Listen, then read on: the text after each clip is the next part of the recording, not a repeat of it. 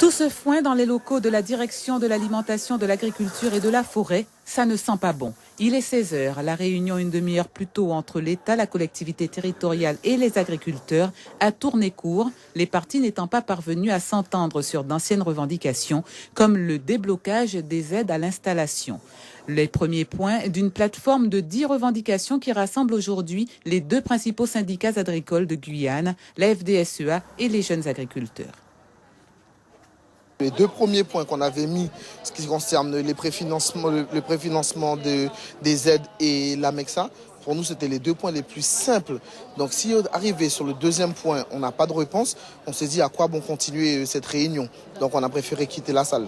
On a pris 3 ans de retard déjà. Et donc, il y a plus de 6 mois déjà qu'on est là en train de travailler, en train de réexpliquer ce qu'ils savent déjà.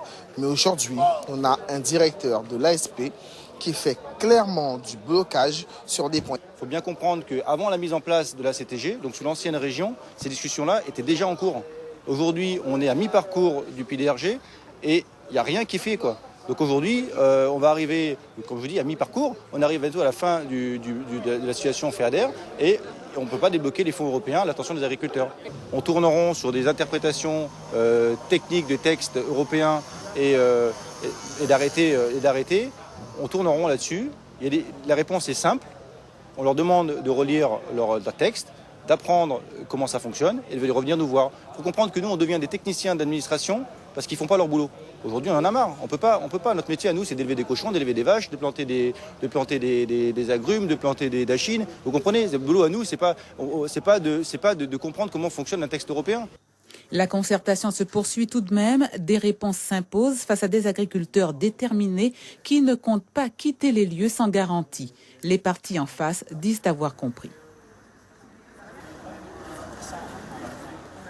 Pour l'instant, ce qui intéresse fortement les agriculteurs, c'est les problèmes des paiements, notamment pour la dotation des jeunes agriculteurs, pour la modernisation des exploitations. Cela, désormais, c'est réglé, c'est opérationnel dès aujourd'hui. Ce qui bloquait ne bloque plus.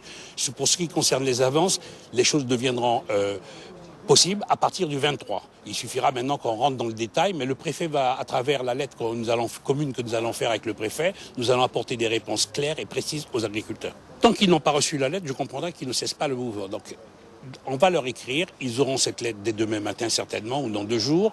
Aujourd'hui, les portes sont ouvertes. La principale préoccupation que j'ai, c'est prendre ces portes, parce que ces portes, elles sont ouvertes sur des mesures financières. Donc, prendre ces portes pour pouvoir payer le plus rapidement les agriculteurs qui l'attendent. C'est pas possible qu'au bout de 3 ans, tu n'aies pas trouvé des solutions. Faut arrêter. Eh bien, dites-leur, c'est à vous de le dire. C'est pas à nous de le